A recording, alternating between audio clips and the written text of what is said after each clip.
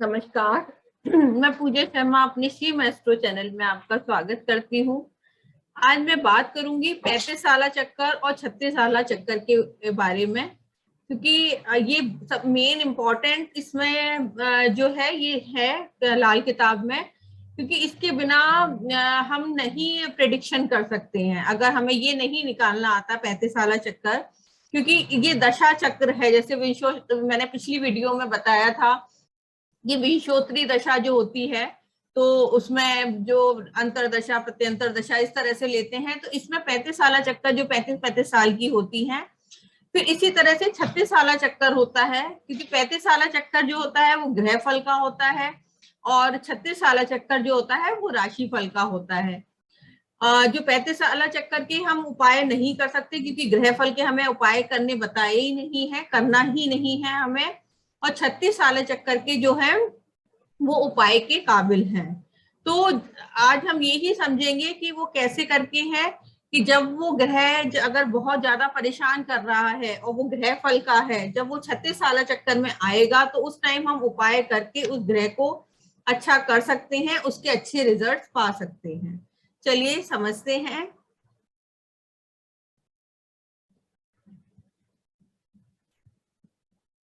तो पहले तो हम ये हस्तरेखा का भी उसमें कुछ पार्ट है, तो पहले तो हम इसमें ही समझेंगे। ये जो उंगलियों पे जो ग्रह हैं वो ग्रह फल के होते हैं। जैसे ये खाना नंबर 2 है, सॉरी, हाँ, ये खाना नंबर 2 है कुंडली का, ये सेकंड हाउस बोला गया है। ये खाना नंबर 11 है, ये खाना नंबर 5 है और ये खाना नंबर 8 है, ये 8th हाउस बोला गया है। जो जो फिंगर पे जो ग्रह हैं वो राशि फल के हैं, यानी 36 साला चक्कर के में ये जो है 36 साला चक्कर में कंसीडर होंगे। और जो ये हथेली पे जो ग्रह हैं वो 35 साला चक्कर के हैं, वो ग्रह फल के हैं जो 35 साला चक्कर में कंसीडर होंगे। जो इसमें ये इसका उपाय नहीं करा जाएगा, इसके द्वारा हम उपाय करके उन ग्रहों को ठीक कर सकते हैं, मेनली ये है। तो आप देख सकते हैं ये तर्जनी फिंगर है जो बृहस्पति की उंगली कहा गया है, जैसे सेकंड हाउस है ये। तो इसमें पहला, दूसरा, तीसरा जो घर आएगा, यानी first house, first, second, third, इस तरह से इसमें 3-3 साल की दशा चलेगी। यानी 3 साल की जो है इधर इस वाले की चलेगी, 3 की इसकी और 3 की इसकी, इस तरह से ये दशा शुरू होगी। फिर ये 11वां घर ये जो है, ये आप देखिए इस तरह से चलनी है। ये 1 2 3 4 5 6 7 8 9 10 11 12, यानी पहले तो इस वाली की चलनी है, इंडेक्स फिंगर की। फिर ये जो है अनामिका जो रिंग फिंगर है उसकी चलनी है। फिर इसकी चलनी है लिटिल फिंगर की, देन इसकी चलनी है। तो अभी अब मैं यही आपको एक्सप्लेन करूंगी किस तरह से चलनी है। और आप देख सकते हैं जैसे ये जो है सेकंड, यहाँ पे सेकंड हाउस है, बृहस्पति है। यहाँ देखिए 10th हाउस है, यहाँ फर्स्ट हाउस है, यहाँ 7th हाउस है, बुध है। यहाँ ये देखिए ये मंगल बत का स्थान है, यहाँ मंगल नेक है। ये इतने पार्ट को ये बुध का स्थान बोलेंगे, ये बृहस्पति का, ये चंद्र का, और ये देखिए राहु केतु का स्थान है। इसे थर्ड हाउस बोलते हैं हम, ये थर्ड हाउस है। ये आप ये जान सकते हैं कि मतलब इसी जगह पे राहु केतु का स्थान है, इसी जगह पे लाल कलावा पहनाया जाता है। क्यों पहनाते हैं? क्योंकि इससे राहु, मंगल के द्वारा ही राहु कंट्रोल होता है। ये कुंडली का 11वां घर है, ये देख सकते हैं आप, लाभ का स्थान है। ये केतु राहु का जो है राहु का बताया गया है, छठा जो है ये केतु बुध। यहाँ बृहस्पति है, यहाँ 12वां घर है। ये देखिए ये 11वां घर है, ये 12वां घर है, ये 12वां है, ये 11वां है। इस तरह से ये सारे, ये चंद्रमा का चौथा घर, इस तरह से सारे इसमें बताए गए हैं। ये आप हस्तरेखा से भी काफी कुछ समझ सकते हैं। तो अभी मैं आगे आपको एक्सप्लेन करती हूँ।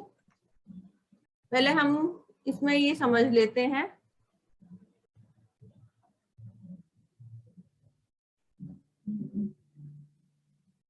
कि इसमें किस तरह से डिवाइड करे गए हैं 3-3 साल।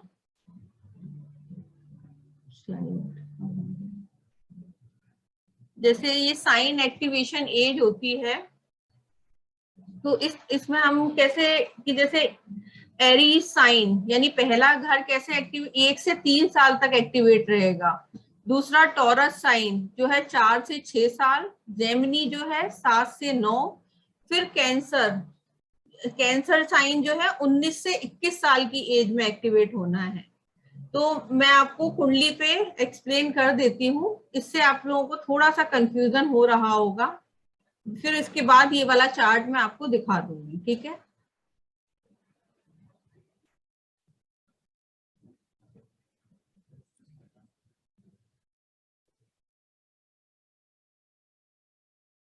इसमें एरीज साइन में मतलब 3 साल के लिए एक प्लेनेट रहेगा। जो भी प्लेनेट है, सपोज मंगल है तो वो 3 साल के लिए, यानी 1 से 3 साल तक एक्टिवेट रहना है।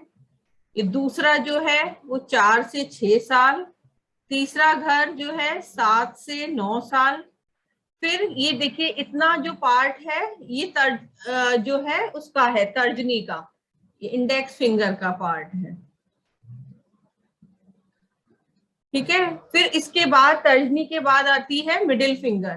तो इसमें जो 10th हाउस एक्टिवेट होना है, तो ये 10 से लेके 12 साल यहाँ एक्टिवेट। फिर 11वां साल 13 से 15। फिर जो है 16 से 18, ठीक है। इसके बाद आनी है जो है रिंग फिंगर।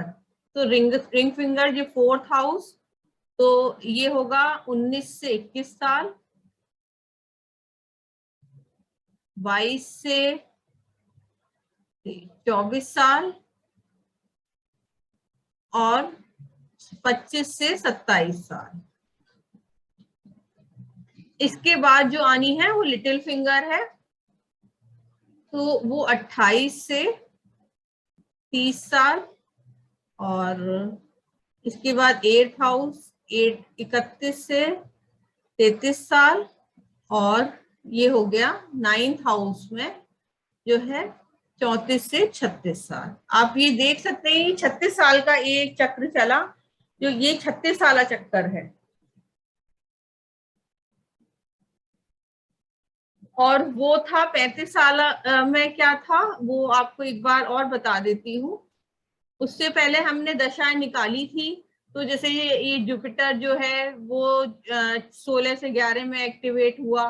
मतलब इस तरह से हमने दशाएं निकाली थी ना। शनि से जैसे स्टार्ट करते हैं तो 1 से 6 साल, फिर राहु से किया तो 7 से 12, फिर केतु 13, 14, 15, फिर गुरु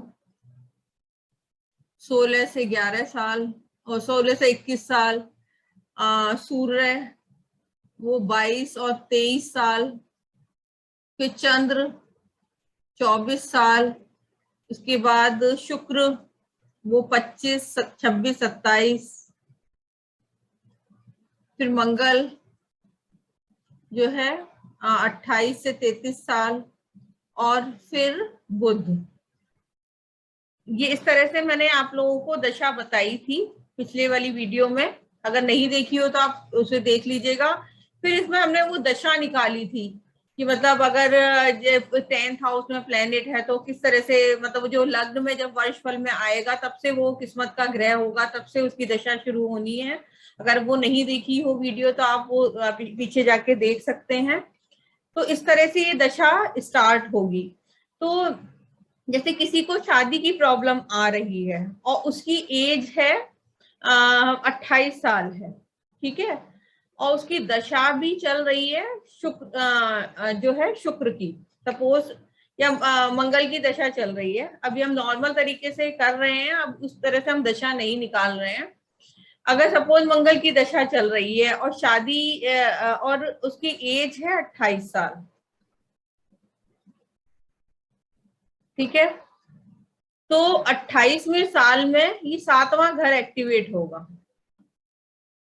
अगर मंगल एफ्लिक्टेड होगा, मंगल ठीक नहीं होगा, सपोज वो ग्रह फल का है तो नहीं रिजल्ट दे पा रहा, तो 28वें साल में आप अगर मंगल यहीं पे बैठा हुआ है और मंगल की ही दशा चल रही है तो आप यहाँ पर मंगल के उपाय करा सकते हैं। तो यही इसमें हमें इसी तरह से समझना है कि मतलब वो ये ग्रह फल की दशा होती है और इसे हम राशि फल बोलेंगे। तो जब ये टाइम एक्टिवेट होगा, क्योंकि 36 साल के बाद ये फिर शुरू हो जाएगा वही साइकिल, 37 से लेके 39 तक, ये 40 से 42 तक, फिर 43 से जो है 45 तक, फिर इधर आ जाना है 46 से 48 तक, इसी तरह से जो है कंटिन्यूशन में आगे चलना है 52 से 54 तक, ठीक है, इसी तरह से चलना है। तो फिर हमें ये देखना होगा कि कौन सा कौन सा घर एक्टिवेट हो रहा है, किसकी दशा चल रही है, तो उसी के अकॉर्डिंग हमें उपाय कराने होंगे। उसमें उपाय कराने का कोई दोष नहीं लगेगा, बस ये जब ये वर्ष इस तरह से आए हुए होंगे, मतलब 36 साल चक्कर में जब ग्रह आया हुआ होगा और वो घर एक्टिवेट होगा, तो उस टाइम हम उसके उपाय करा सकते हैं, उसका कोई नेगेटिव इफेक्ट नहीं आएगा। दोस्तों यही है 36 साल चक्कर। आपको कोई भी कंफ्यूजन हो तो आप मुझसे कमेंट सेक्शन में पूछ सकते हैं, मैं आपको पूरा एक्सप्लेन कर दूंगी। तो आप ये देख सकते हैं कि जैसे ये एक्टिवेशन एज इसमें जैसे बताई गई है, तो ये देखिए इसमें 37 से 39 जो फर्स्ट हाउस है, फिर 33 टू 35, जैसे विंशोत्तरी दशा में 120 साल की साइकिल होती है, तो इसी तरह से इसमें ये एक्टिवेशन जो बताई है, जो दूसरा घर एक्टिवेट होगा 4 से 6 साल, 40 से 42 साल, 76 से 78, ये 1942 की बुक में पूरा एक्सप्लेन किया गया है और शायद पेज नंबर 28 पर है ये, तो उसमें पूरा आपको इसमें एक्सप्लेन करा गया है। और उसी टाइम में जैसे आपका जो चल रहा है, सपोज ये वाला टाइम एक्टिवेट है 43 से 45 का, और सपोज आपका थर्ड हाउस में जुपिटर है, तो आप देखिए कि जुपिटर से रिलेटेड ही एक्टिविटीज हो रही होंगी। तो ये आप खुद अपनी कुंडली पे अप्लाई करके देख सकते हैं।